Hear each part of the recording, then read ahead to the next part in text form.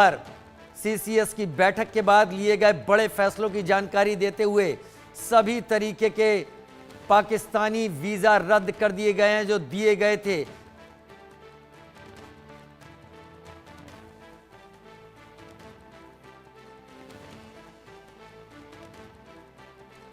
R K. Bhargava साहब, पूर्व IG BSF हमारे साथ इस वक्त जुड़ गए हैं। आर.के. भार्गव साहब, बहुत स्वागत है आपका। कल के पहलगाम के आतंकवादी हमले के बाद सीसीएस की बैठक में समझ में आ रहा था कि कुछ ऐसे कड़े फैसले होंगे जो शुरुआत के तौर पर देखे जाएंगे। इंडस वाटर ट्रीटी को पूरी तरीके से रोक लगाना, अटारी बॉर्डर बंद करना, भारत में मौजूद सभी पाकिस्तानी वीजा रद्द करना, जिन पाकिस्तानियों के पास है 48 घंटे का समय दिया है कि वो छोड़कर चले जाएं। पाकिस्तान के सभी defence adviser persona non grata घोषित किए गए हैं, उन्हें 1 हफ्ते का वक्त दिया गया और इसी तरह से भारत ने भी वापस बुलाया है। इन कदमों पर आपका क्या रिएक्शन है? देखिए, अभी थोड़ी देर पहले मैं एक दूसरे चैनल पे था, वहां पर यह बात आ रही थी कि अभी जो ये हमला हुआ है कश्मीर में, उसके बाद भारत क्या करेगा। बहुत से लोगों का था कि भारत को तुरंत अटैक कर देना चाहिए या उसके ऊपर ये सर्जिकल स्ट्राइक कर देनी चाहिए। तो वहां मैंने कहा था कि आज की लड़ाई वो लड़ाई नहीं रही जब सेनाएं आपस में लड़ती थी, जिसकी सेना खत्म हो जाती थी या जिसके इलाके के ऊपर दूसरा देश कब्जा कर लेता था वो उसका हो जाता था। इस तरह से लड़ाई में हार जीत का फैसला होता था।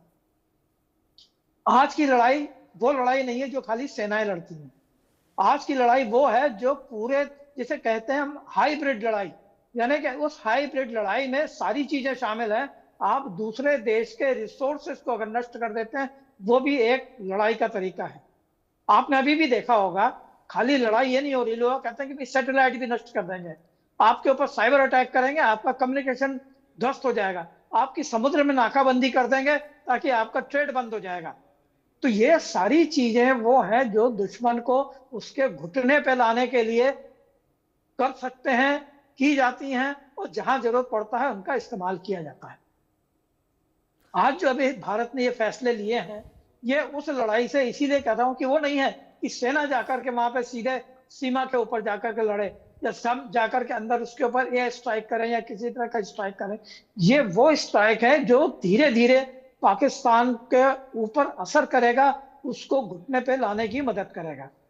अब कहते हैं कि आपने दोनों तरफ के जो ये राजदूत हैं उनका जो स्टाफ है उसको कम कर दिया, अटारी बॉर्डर बंद कर दिया, इंडस रिवर की ट्रीटी को हमने खत्म कर दिया। तो ठीक है, बहुत सी चीजें नोशनल होती हैं, जैसे आपने कहा कि हमने वहां से अपने राजनयिक बुला लिए, उन्होंने यहाँ से उनके राजनयिक को अपने पर्सन नॉन ग्राटा कर दिया था जी। वो एक नोशनल चीज है, लेकिन असली चीज क्या है, जब हमने इंडस वाटर ट्रीटी को कैंसिल किया तो वो जो पाकिस्तान को पानी जाता था, उस पानी को हमारे पास रोकने की, हम उसको डाइवर्ट करने के लिए हमारे पास स्वतंत्रता हो गई।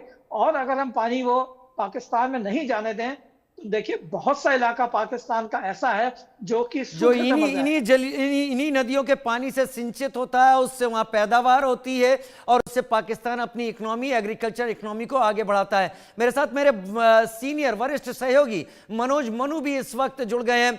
Over to you Manoj ji, इस फैसले को लेकर आपका क्या रिएक्शन?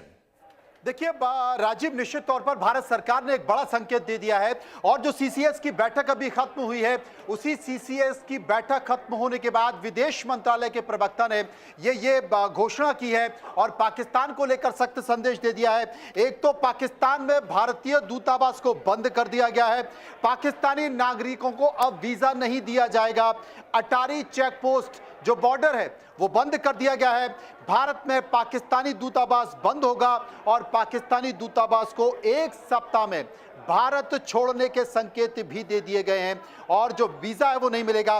केंद्र सरकार ने, आपको ये बता दूं कि केंद्र सरकार ने कल एक सर्वदलीय बैठक भी बुलाई है।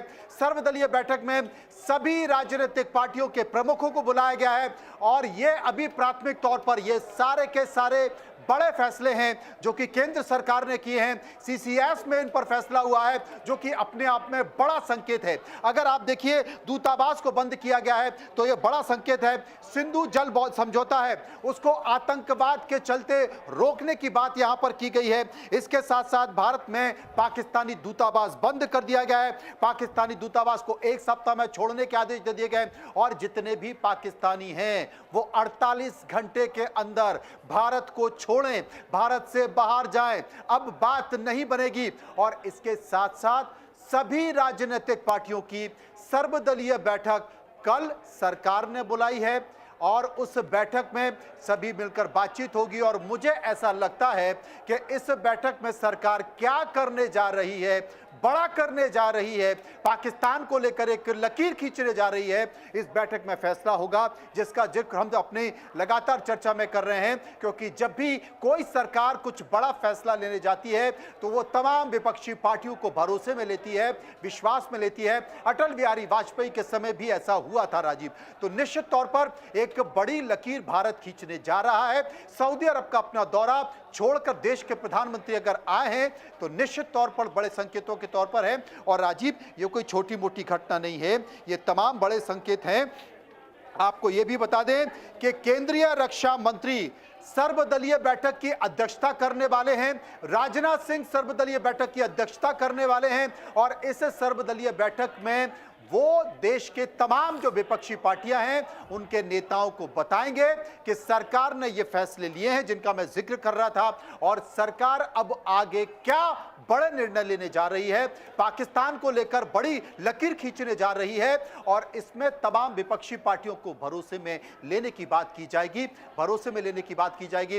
निश्चित तौर पर चूंकि भारत की अस्मिता का सवाल है, भारत की एकता अखंडता का सवाल है, आतंकवाद के खिलाफ लड़ाई को लेकर सवाल है, पाकिस्तान को मुंह जवाब देने की बात है, तो तमाम राजनीतिक पार्टियां निश्चित तौर पर सरकार के साथ इस समय खड़ी होंगी और यही स्वर निकल कर आएगा। लेकिन बड़ी बात, बड़ा संकेत, सरकार का एक बड़ा कदम जिसमें भारत में पाकिस्तानी दूतावास बंद करने की बात की गई है। इसके साथ साथ 1 सप्ताह में तमाम दूतावास के लोगों को भारत छोड़ने के आदेश दे दिए गए हैं और इसके साथ साथ अटारी चेक पोस्ट बॉर्डर बंद कर दिया गया है। पाकिस्तानी नागरिकों को अब वीजा नहीं दिया जाएगा, जो कि वीजा चाहे बीमारी को लेकर हो, आपसी संबंधों को लेकर हो। भारत के तमाम रिश्तेदार पाकिस्तान में है, पाकिस्तान के तमाम रिश्तेदार भारत में हैं,